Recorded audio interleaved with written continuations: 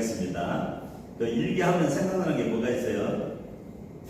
숙제예요. 숙제요. 네. 일기를 쓰고 있나요? 네. 그러면 일기의 종류가 어떤 것이 있다고 생각해요? 여러 가지가 있어요. 편지 일기도 있고, 편지 일기도 있고, 예. 사진 일기, 사진 일기도 있고, 만화 일기, 만화 일기도 있고, 예. 감사 일기, 감사 일기도 있고, 또 어떤 일기가 있을까요? 숲속 일기래요. 숲속 일기, 숲속 일기. 지난번에 했던 또 어떤 일기가 있을까요? 그다음에 칭찬 일기. 칭찬 일기. 이렇게 이제 일기의 종류가 굉장히 많은 것 같아요. 그래서 전쟁 중에 일기 쓴 것, 이순신 장군이 쓴 것을 난중 일기라고 하죠. 그리고 이제 궁중에서 쓴 일기를 궁중 일기. 그건 또 정사라고 그래요. 정사, 역사라고 그러잖아요. 이제 개인도 이제 일기를 쓰면 그 일기가 그 사람의 역사가 되고, 그래서 이게 일기는 여러 종류가 있는데 오늘은 그 일기의 종류 중에서 네 가지를 한번 이야기를 한번 해보려고 합니다. 어제 저희가 연세유학병원에서 예배를 드리고 유구의 수국축제하는 수국꽃이 핀 곳에 다녀왔습니다. 수국꽃이 아주 만발했고 너무너무 즐거운 시간을 가졌습니다.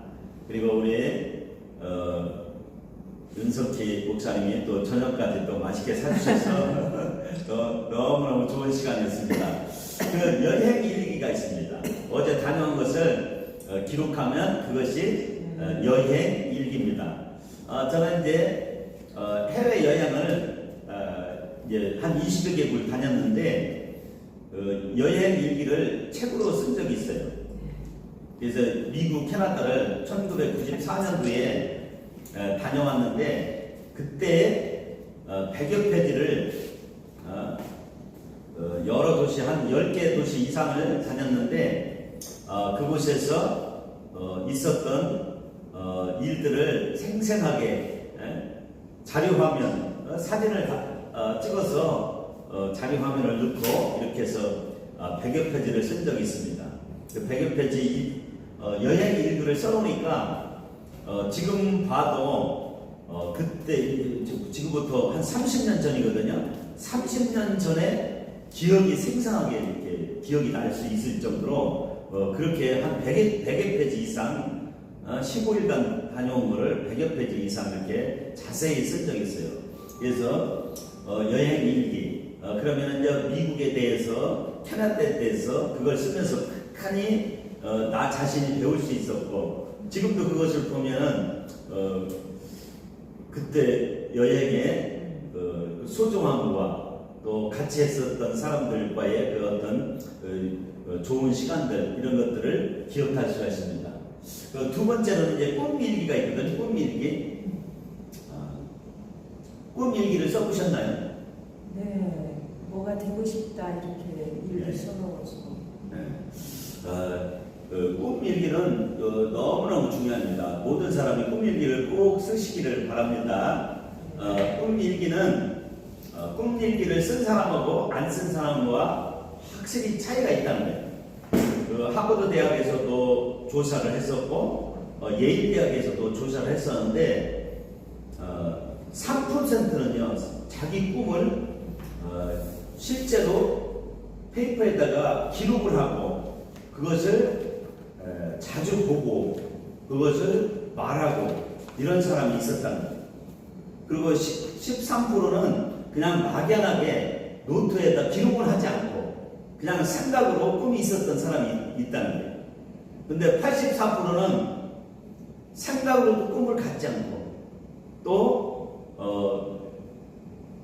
꿈을 기록하지도 않은 사람들이 있었다는 거예요. 84%. 그런데요 한 30여 년 후에 그 사람들의 삶을 조사를 해보니까 꿈을 구체적으로 적었던 3%는요, 얼마나 잘 사느냐면은 나머지 97% 버는 것보다도 그 3%가 훨씬 더 많은 부를 창출하고 아주 잘 살잖아요.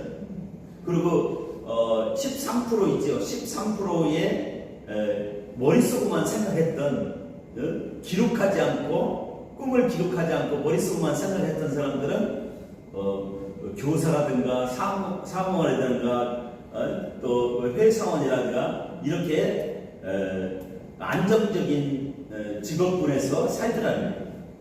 그런데요, 하버드 대학, 예일 대학이면은 굉장히 초윤리 대학이잖아요. 공부를 엄청 잘하고 그런 사람들이 들어가는 곳이잖아요.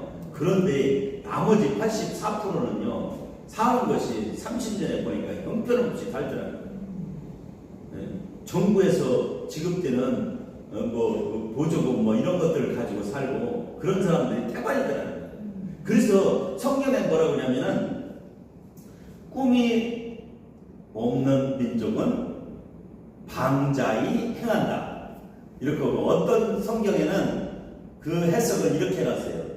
꿈이 없는 민족은 망한다. 이렇게 돼 있어요. 망한다 하는 말하고 방자히 행한다 하는 말 같은 말이라는 거예요.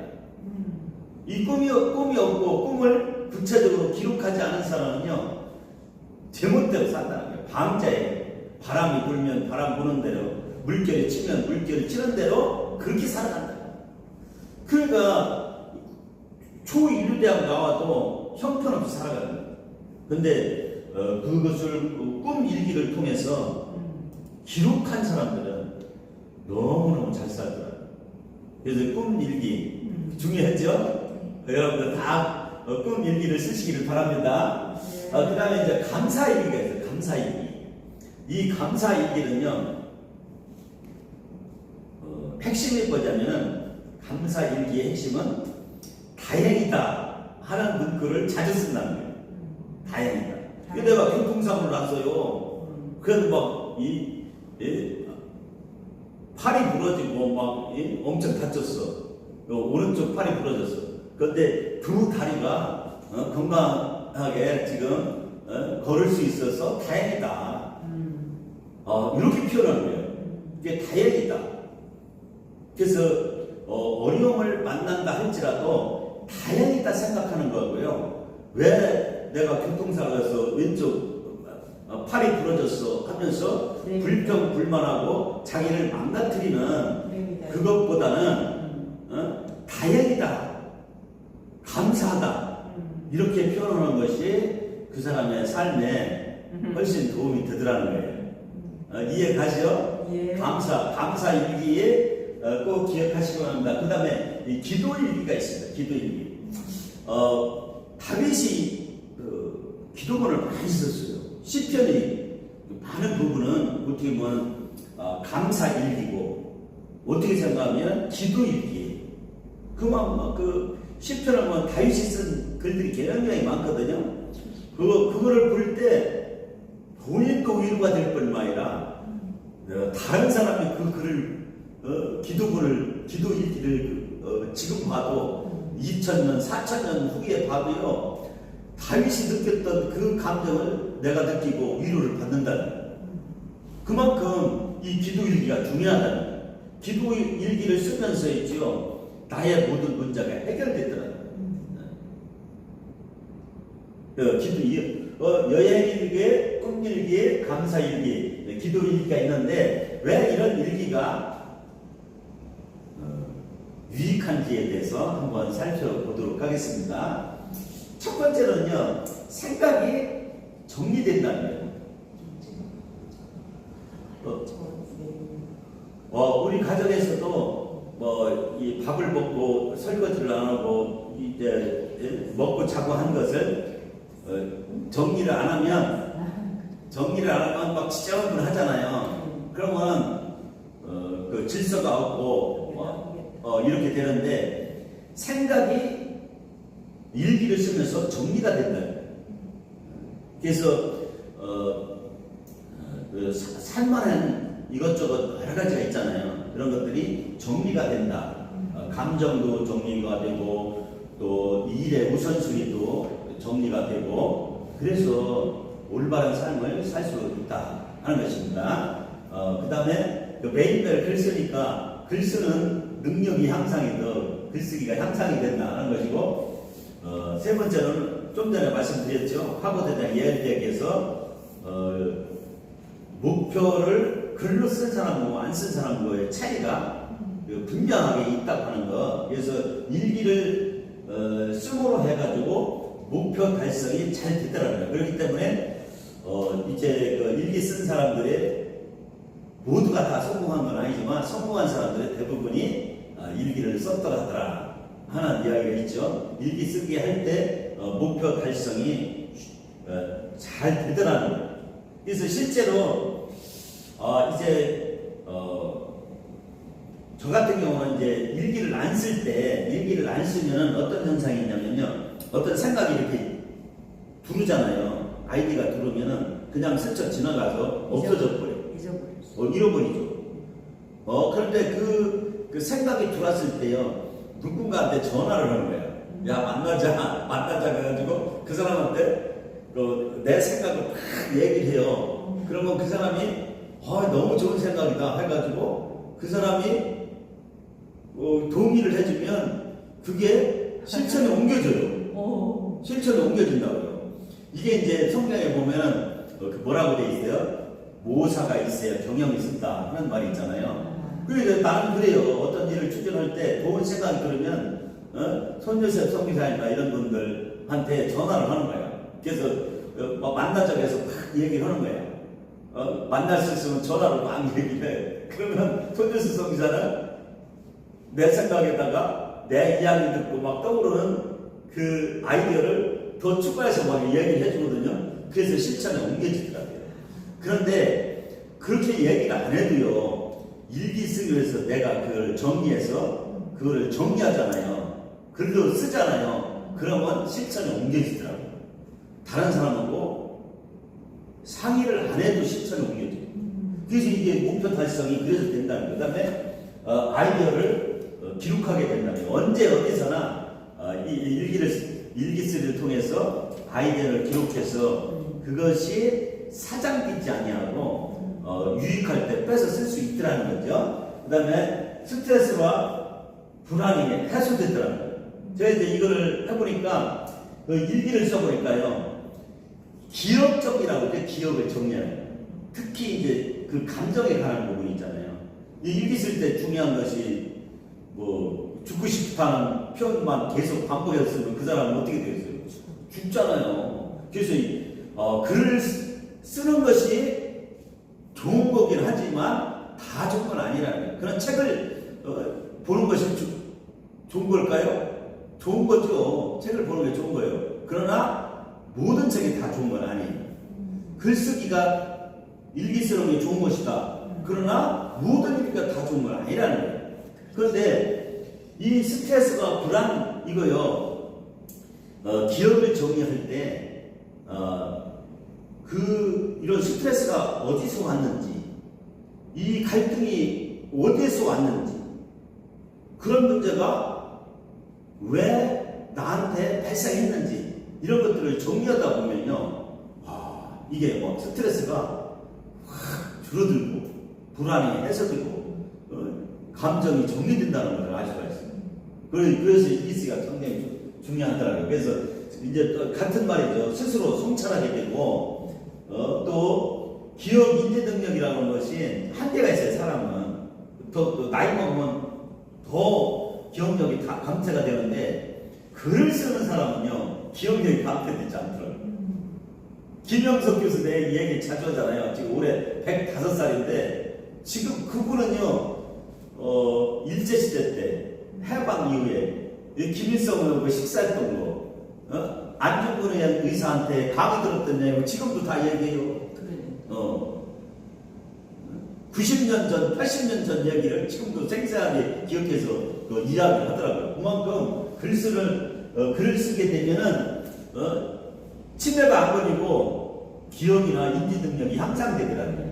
그 다음에 창의성이 증대된다. 이 아이디어 이런 것들을 막 그냥 거기다 기록하고 이렇게 되면 거기에 또 다른 아이디어가 거기다가 첨부돼서 더 좋은 창의성, 창조적인 능력이 증대되더라 하는 것이고, 또 제가 이제 여행일기 지난번에 그 미국 캐나다 갔다 온 이야기를 한번 했었죠. 그 추억이나 경험이 보존된다는 거예요. 추억이나 경험이 보존되는 게 굉장히 중요해요. 그것을 나중에 끄집어 쓸 수가 있어요. 다른 사람한테 도움이 된다면, 유익을 준다면. 그 다음에 정신 건강에 굉장히 개선이 된다. 그러니까 막 우울증이라든가 조울증이라든가 지금 학교 현장에 굉장히 많은 문제가 있잖아요. 근데 일기 쓰기를 잘 지도하면 그런 문제를 다 해소할 수 있다. 건강하게 살 수 있다. 근데 그 건강하게 살 수 있는데 지금 좀 전에도 말씀드렸지만 글을 잘못 쓰면요, 내가 죽고 싶다는 말, 절망적이라는 말 이런 것들을 계속 반복해서 쓰면 돼야 안 돼요? 안 돼요. 그거 안 되죠. 또 그런 사이트가 있어. 그런 글만 올리는 사이트, 그런 글을 올리는 사이트에 들어가서 글을 올리다 보면 같이 만나서 죽자해가지고 같이 동반해서 자살해놓은 그런 것도 있다. 그렇기 때문에 일기 쓰기가 무조건 다 좋다, 그렇게 말할 수는 없다는 거예요. 글 쓰는 것이 반드시 좋은 걸 좋다, 그렇게 말할 수는 없다는 거예요. 그래서 최근에 막 그 뉴스에 한 이슈로 떠오른 게 있어요. 손흥민 선수 아버지, 손정훈인가요? 그 축구에서 그 아동 학대했다고 지금 막 문제가 많이 발생하잖아요. 근데 그분이 참 멋있는 말을 하나 하는 걸 봤어요. 나는 혹독하게 훈련을 하는데 애들을 사랑하지 않은 적이 없다. 사랑을 가지고 훈련을 하지 않은 적이 없다. 맞아. 그것이 중요합니다. 그래서 가장 중요한 건 뭐냐면은 나 자신을 사랑한다고 하는, 그래서 나 자신을 더 발전시키고 나 자신이 더 성숙해 가는 나를 사랑하는 차원에서 글을 써야 된다. 그렇게 할 때 하나님께서 스스로 돕는 자를 돕는다. 성경, 우리나라 속담도 그랬잖아요. 성경이 일관된 주장이 그래요. 성경의 가치가 뭐냐면 하나님이 나를 사랑한다는 것을 믿는 그 믿음을 가지고 해가는 그 사람을 하나님께서 도우시잖아요. 근데 하나님이 떠난 사람은요, 자기를 비하하고 자기를 학대하고 못한다고 하고 나는 저 사람들에 비해서 메뚜기 같다고 생각하고 막 이러잖아요. 그러면요, 하나님이 그 사람을 어떻게 할까요? 그 사람을 버리더라고요. 성경의 일관된 논리가 그런 거예요. 그래서 나를 존귀한 존재로, 나를 사랑하는 사람으로 거듭나야 된다. 매일매일 세워져야 된다. 나를 사랑하는 사람이, 나에 대한 자존감이 있는 사람이 다른 사람도 사랑할 수 있더라는 거예요. 다른 사람한테 유익을 주더라는 거예요. 근데 자존감이 떨어져 있는 사람은요, 나는 형편없는 사람이야, 나는 쓰레기라고 하는 사람 있잖아요. 그러면 겸손한 것 같지. 그렇지 않다는 거예요. 그 사람은요, 다른 사람도 나를 쓰레기로 생각해. 그래가지고 피해의식이 있어. 그래서 공격적으로 변한다는 거예요. 우울증 아니면 조울증으로 해가지고 공격하거나 자기 자신을 학대하거나 그렇게 됐더라고요. 그래서 정신 건강 개선을 위해서 반드시 일기를 써야 되는데 그 전제 조건이 뭐라는 거예요? 자기를 사랑해야 된다는 거예요. 근데 최고의 사랑은 예수 그리스도의 십자가 은혜로 하나님의 형상을 회복한 나를 바라보는 것이 중요하더라 하는 거예요. 그래서 마지막으로 감사와 긍정성이 증진된다 하는 거예요. 일기를 쓰게 되면 감사와 긍정성이 증진된다. 이제 유한봉 장로님이 그 명강사라고 했잖아요. 그분이 자주 쓰는 말이 있어요. 뭐냐면은 그 대학교처럼 뭐 학사 자격증 있잖아요. 학사 위에 석사가 있고 석사 위에 박사가 있는데 박사 위에 밥사가 있대. 밥을 잘 사는. 우리 어제 우리 윤석기 목사님이 그 밥을 사주셨는데 박사보다 더 나은 게 밥을 사는 거예요. 밥사라는 거예요. 근데 밥을 사는 것보다 더 대단한 것이 뭐냐면 감사라는 거예요. 감사할 때 밥 사는 것보다도 말 한마디에 천냥빚을 갚는다 그런 말이 있잖아요. 감사할 때 우리 자식들한테 용돈 주고 뭐 결혼 자금 주고 뭣도 주고 다 줬어도 이름이 불평하고 뭐 해줄 게 뭐 있냐고 막 내들고 그러면은 속상하지 않아요? 많이 속상하죠. 근데 작은 거를 줬는데도 감사하다고 우리 엄마가 최고라고 하면은 더 주고 싶잖아요. 이렇게 감사할 때 더 삶이 풍성해지고 주변을 행복하게 하더라는 그 긍정성이 증진되는데 자기 자신에 대해 긍정적인 모습을 발견할 때 자기 자신의 긍정적인 것을 바라볼 때 그것이 증진될 때 나 자신뿐이나 주변한테 유익을 주더라는 거예요. 그렇기 때문에 이 일기성으로 해가지고 감사함과 긍정성이 증진된다. 그렇기 때문에 일기 써야 돼요? 안 써야 돼요? 써야 돼요. 일기를 꼭 써야 됩니다. 네. 감사합니다.